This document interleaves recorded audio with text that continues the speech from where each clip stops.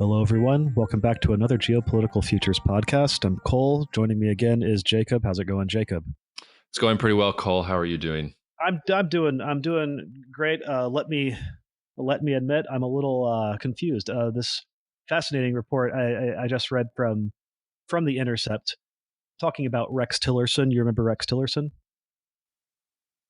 It's hard to forget Rex He Tillerson. was the Secretary of State before Mike Pompeo took over. Yeah, so basically, this report says that Saudi Arabia planned to invade Qatar. Remember, last year there was a big diplomatic dispute between some of the Gulf Arab states and Qatar, and then there wasn't. They blockaded Qatar for a while. This report alleges that they were going so far as to invade, which on the one hand is like kind of unbelievable and kind of incredible, but at the same time we haven't heard much out of Saudi Arabia lately, and so it's easy to forget that for a while there, when oil prices were really low, Iran was sort of making moves in the region. It really felt like Saudi Arabia's back was kind of against the wall, so it seemed almost desperate in some cases. I don't really have a huge point here. I just kind of wanted to pick your brain about what you thought about this. Well, it's an interesting report. It was released yesterday by The Intercept, and in the last 12 hours, the news agencies that have picked it up are Sputnik, RT, Al Jazeera, Press TV, which is an Iranian outlet. It hasn't actually made its way into mainstream Western press, which is a little confusing because it's certainly a major story. The other thing I think that is kind of lost in all this is that we knew some of this before because Qatar's defense minister actually, when he gave an interview to Al Jazeera back in February, and he said that Saudi Arabia and the UAE were planning some kind of invasion of Qatar at some point.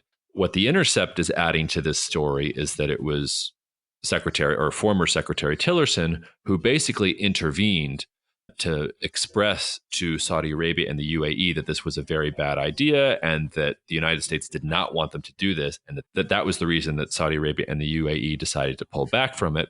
And furthermore, that was one of the reasons leading to Tillerson's dismissal, because apparently, especially the UAE was incredibly angry with Tillerson for intervening and preventing Saudi Arabia from doing this. So that's the story. I don't have any way of evaluating the Tillerson end of it. I will say that it is not at all outside of the realm of possibility to think that Saudi Arabia and the UAE were considering doing this. Saudi Arabia they're already active in Yemen, but I think the more analogous case to think about is at the height of the Arab Spring, Bahrain was kind of going crazy, and Saudi Arabia marched straight into Bahrain and made sure that what happened in Egypt and what happened in Tunisia and what happened in Libya did not happen in Bahrain. And that was because of a Saudi invasion, because they saw that their interests were threatened and they wanted to make sure that they weren't. So I don't dismiss for a second that Saudi Arabia and the UAE felt like they really needed to do something in order to keep Qatar under wraps. The flip side of that, of course, though, is that, U.S. CENTCOM is based in Qatar, so there's that. And second of all, Qatar is always trying to play all sides of the equation. I don't think that Qatar actually was going to pose that much of a threat necessarily to Saudi Arabia and the UAE. But, the issue there is that for Saudi Arabia, they need the Gulf countries to be united against Iran. And Qatar breaking from those ranks was a very big problem. So it's not outside the realm of possibility to me that they were considering military action. But if they really, really felt threatened, I'm not sure that they would have been called off so easily from it. So there's a lot of moving parts in the story that don't make sense, but there's something there. I don't know exactly what it is, but that's sort of my first take. Well, yeah, you touched on it too. It's important to keep in mind that is Qatar's hallmark, if it has one. It doesn't really like to be pinned down. It doesn't like to be aligned with one thing for too often. It likes to be very, very independent. It has almost this brokerage persona in terms of like diplomacy and things like that. And it doesn't just kind of go along with what other Saudi wants to do.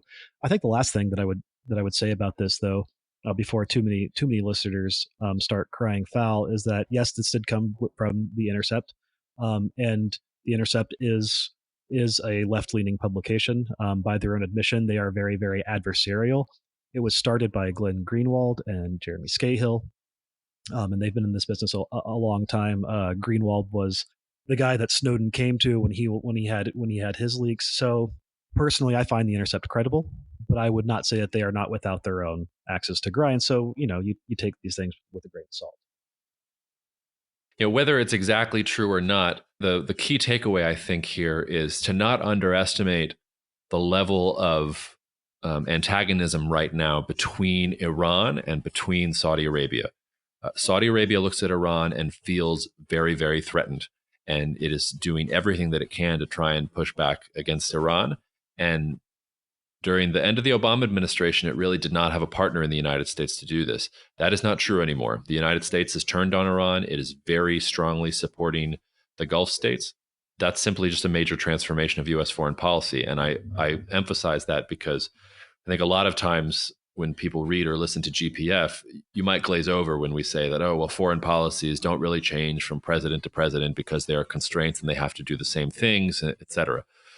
This is one example of a case in which the Obama policy and the Trump policy are completely different.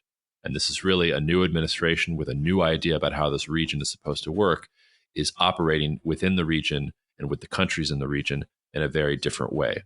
And we're only just now beginning to see what this is doing to Iran. We're seeing the weakness inside of Iran. We're seeing Saudi Arabia feeling a little bit stronger, willing to undertake some more reforms. It seems like Saudi Arabia's influence has maybe even recovered a little bit from that debacle with Qatar, where nobody took them seriously for a while. Whether this report is true or not, the thing that I would say is keep a very close eye on Saudi Arabia, Iran, and how this competition is going to play out. Yeah, especially too, because Saudi Arabia has been kind of noticeably absent from the world stage. It's got so many problems at home. It's you mentioned the reforms. It's undergoing or trying to undergo a series of very ambitious reforms, and it's really hard to. It was always going to be difficult to pull those off. It's especially difficult to pull those off when you're simultaneously pursuing sort of a more aggressive foreign policy and combating your regional rival Iran. It just gets real complicated real quickly. Yeah, and this is maybe a nice segue into the main segment, which is that Qatar is not only a country that has been open to dealing with Iran. It's not only a country where the U.S. has significant forces stationed. Qatar was in the news earlier this week. We wrote about it because the U.S. And the Taliban were sort of negotiating under the table there. But Turkey is also involved in Qatar. And Qatar is also part of Turkey's plan to sort of insert itself in this part of the world too. So maybe that's a good segue to invite Xander in, and let's talk about what's going on next with the U.S. and Turkey right now. Yeah, let's do it. That voice, devoted listeners may recall, is Xander Snyder. He's joining us today, and we're gonna talk a lot about this little Gordian knot that is Syria and Turkey and the United States, and all their little proxy groups meshed into one giant quagmire. Does that sound pretty easy? Sounds about right.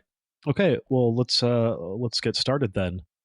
Okay, so the United States and Turkey are ostensibly strategic allies in the Middle East. They don't always behave that way, do they?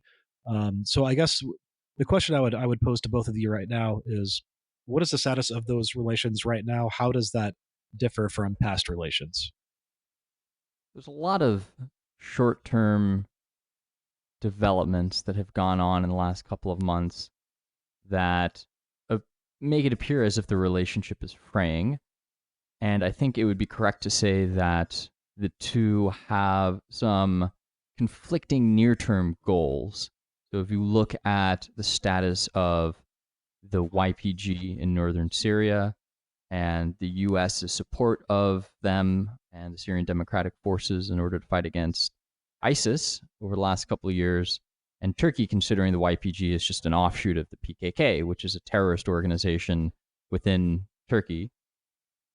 That's one example, but there have been several of those that I'm sure we'll get into. But Turkey is still fundamentally at risk from Russia in the long term, and is not independently powerful enough to confront Russia were it to threaten Turkey right now on its own. And similarly, the U.S. needs a powerful regional ally in part to balance the Middle East, but also in part to counter Russian ambitions in the Middle East. And that is the deep interests between the U.S. and Turkey that we see still in alignment.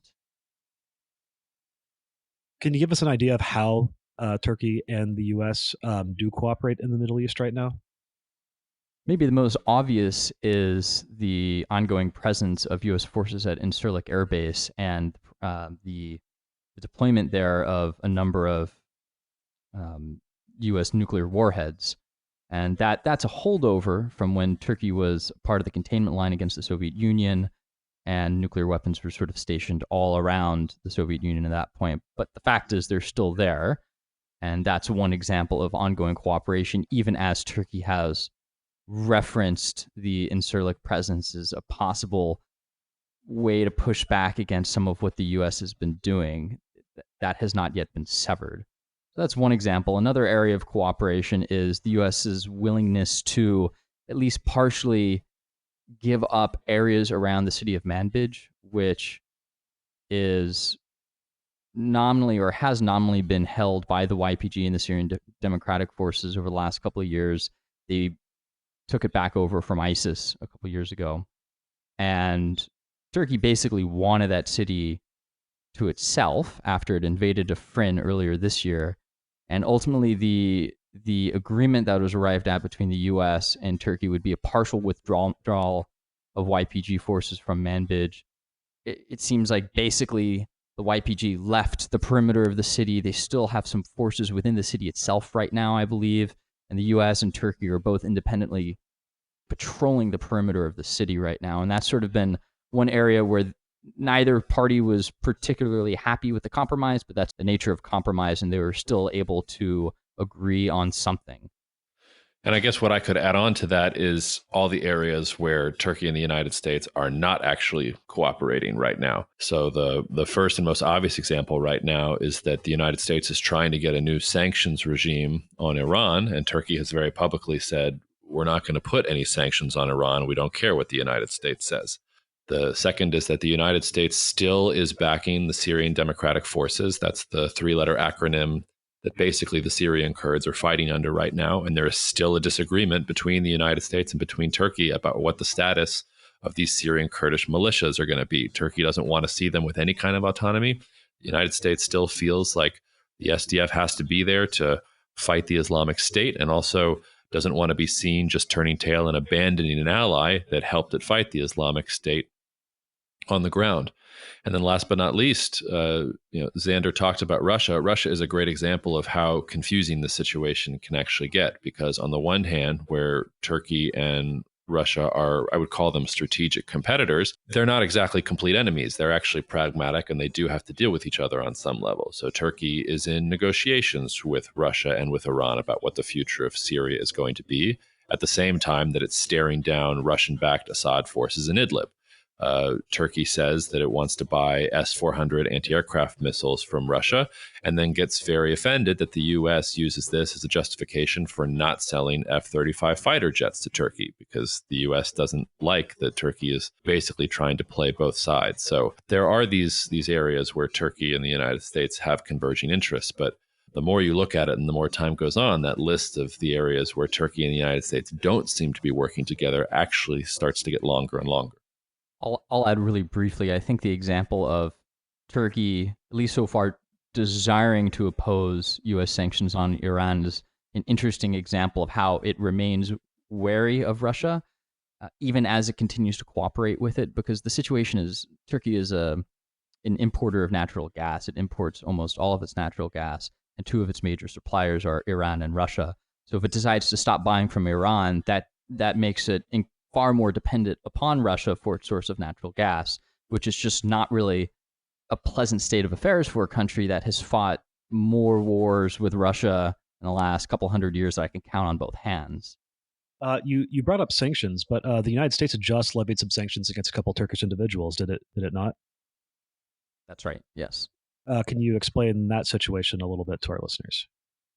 Yes, this has to do with the arrest of this American pastor, Brunson, which occurred somewhat paradoxically about a year and a half ago, and it only seems to be becoming more of an issue now, but the response from the U.S. has been to sanction, I believe it was 2 Turkish officials, and the idea is to make it look as if the U.S. is going to be tough on countries, even allies, that imprison Americans without what the U.S. considers to be just cause, while not really escalating the situation that much, because it's just 2 people, and that isn't really going to change the state of play of Turkey or its domestic economy really that much. It's not at all an equivalent to, say, the sanctions that the U.S. is going to be applying on Iran that is going to completely lock it out of, or at least to a great extent, the international financial system and limit its ability to export and get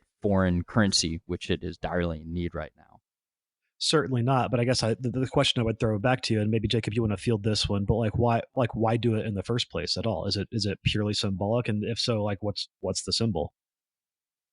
Well, the first thing to say is just that Xander mentioned that this happened a year and a half ago, and that it's just becoming more important now. I will say that for a certain segment of the U.S. electorate, this has actually been important for a while. So the evangelical right in the United States has known about this pastor's arrest since the beginning. And if you go on more Christian-leaning newspapers in the United States, this has been a major issue for them for a long time. And obviously, not completely, but a lot of that vote goes towards Trump. There's a reason that Vice President Pence, who relies on evangelical support for a lot of his political base, has also been very strongly behind this. So it has been in the United States. It just hasn't necessarily been mainstream. And now it's becoming mainstream. The timing of this is actually a little bit strange to me. I will say that it is one in a series of small diplomatic incidents between the United States and Turkey. So this isn't the first one. You had the U.S. charging some of Erdogan's bodyguards for beating up some protesters. Those charges were actually eventually dropped. You've had a person who was working in a U.S. consular office was arrested by the Turks, and there was a brief suspension of visa issuing and immigration and et cetera. I think that was in last November. That eventually went past. So there's a series of these small sort of tit for tat moves that have been causing trouble between the United States and Turkey. Why this particular one came off at this time, it might just be because Turkey thought that it was actually throwing the U.S. a bone by removing this guy from prison and putting him under house arrest. And, we're heading into midterm elections, and Trump wanted to look strong to his base, and he thought this would be a good time to call out Turkey and show that he's being strong on the United States. I think the deeper issue here is that you've had, both under the Obama administration and continuing under the Trump administration, a deterioration of ties between the United States and Turkey, where both sides just don't feel like either side is operating in their interests. So you get these little tiny brush fires that are popping up here and there because there's just a dissatisfaction between the two sides about how relations are going. Let's switch gears a little bit too. Xander, earlier you brought up Idlib, the province in Syria, and you wrote actually pretty recently about how now that sort of operations in southern Syria are kind of tied up. Assad's kind of retaken some of the territory he's lost. There's a much bigger and probably more complicated fight coming to Idlib province. Can you speak a little bit about that?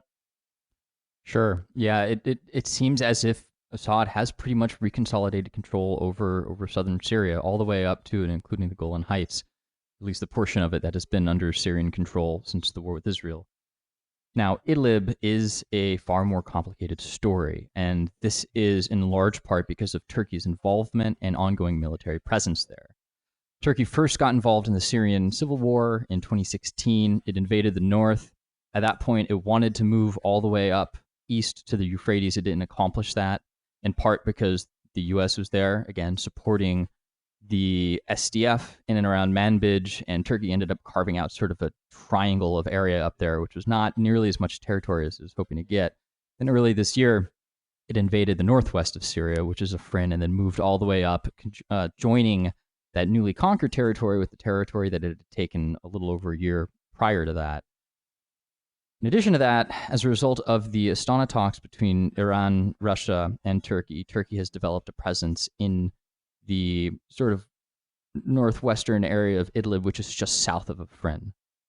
And in this area, Turkey has both a direct military presence, so the Turkish military itself is stationed there. And it also supports a number of essentially jihadist proxies that are working generally in Turkey's interests, but also because these rebels, members of the Free Syrian Army, aim to take territory of their own in Syria. So that's sort of where those two parties' interests overlap. But the takeaway there is Turkey has a strong force, both that it directly controls and that it largely controls via its proxies in Idlib. And when I say large, I've seen estimates ranging from 25,000 back in January when it first invaded Afrin in terms of just its proxies, just the rebels in Syria. And as Assad has reconquered the southern portion of Syria, part of the agreements that allowed for those ceasefires and for Assad to retake control of the territory was basically a free passage for the rebels to flee the south and go up to Idlib. So now estimates of Free Syrian Army militants in that province range from sort of our own estimates of maybe between 40 and 50,000 to some other ones that I've seen up to 70 to 100,000. And these are much, much larger numbers than what Assad was encountering in each pocket of resistance that remained to him in the south, that he was able to surround and essentially siege and starve the rebels and many, many civilians as well into submission. So Turkey has an interest in this area because it wants to minimize the presence of essentially Kurdish militia groups in northern Syria, to eliminate the possibility that some sort of autonomous or semi-autonomous state or region is established that could potentially allow for more attacks to be launched against Turkey, or for PKK members to possibly retreat across the border from Turkey into northern Syria. And that is the situation that Assad and Russia are now looking at when they look at Idlib. And Russia no longer has to consider only bombing a bunch of rebels that, have no air presence or anything like that, and now it's staring at a major nation state with a fully developed, largely modernized military. Yeah, and I think it's worth noting too that just on Thursday we had some kind of mixed messaging coming out of Moscow. I think their envoy to Syria said that Russia had no intention of getting really, really involved in Idlib, but then you had Foreign Minister Lavrov said that it's really important, we can't afford to force it, and all these different things. So it's going to be kind of a wait and see thing there, I guess. So I think anytime you talk about U.S. Turkey relations, it's very, very difficult to avoid talking about this one particular thorn in both of their sides. Of course, I'm talking about Fethullah Gulen. So do one of y'all want to sort of give a rundown on who this guy is and why Turkey cares so much about him? So we could talk about Gulen for a long time, but let's try and just very simply sum up what he is. So Erdogan represents a more religious, more conservative class of Turkish society. Gulen was actually one of Erdogan's partners in this. Gulen he's a religious leader who set up a system of schools and teachings, at first around Turkey, but then was spreading them actually throughout different parts of the world to try and extend Turkish influence. This all goes with the idea of Turkey really growing into maybe some of its power of yesteryears. And there was a partnership between Erdogan and between Gulen's organization. They actually sort of worked hand in hand. At a certain point, that didn't work for Erdogan anymore because he felt that it was a challenge maybe to his power and his ability to rule inside Turkey. And there was a split between Gulen and Erdogan. Gulen eventually came to live in the United States so that he wouldn't go to a Turkish jail. And for a long time there was an uneasiness between these two former allies. Cole, you love wire metaphor, so we could call it a Stringer Avon split up, maybe. Then maybe we should.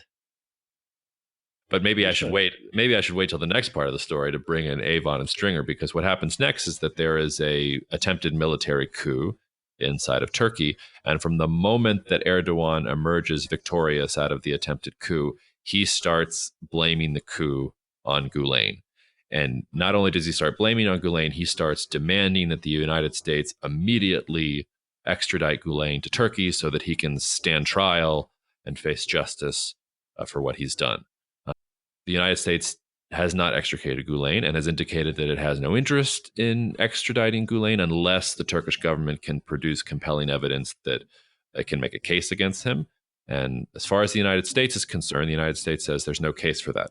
But I can guarantee you that in every single meeting that happens between Turkish and U.S. officials, the Gulen thing gets brought up, and it has been sticking in Erdogan's craw now for quite a long time. And it's not unreasonable to think that one of the reasons Erdogan has gone after not just this pastor, but U.S. citizens in the past is to try and even that playing field. He wants leverage because for him, politically at home, he has made such a big deal out of Gulen that if he could get the United States to send him back, that would be a major political victory for him. All right, Jacob, Xander, thanks so much for taking the time to join us and trying to make sense of this this very complicated relationship that never really seems to go away. I feel like we talk about this almost every like 2 or 3 months or so. So it's always like a good refresher course on some of these things. Thanks again. We'll see y'all next time. See you next time. Thanks.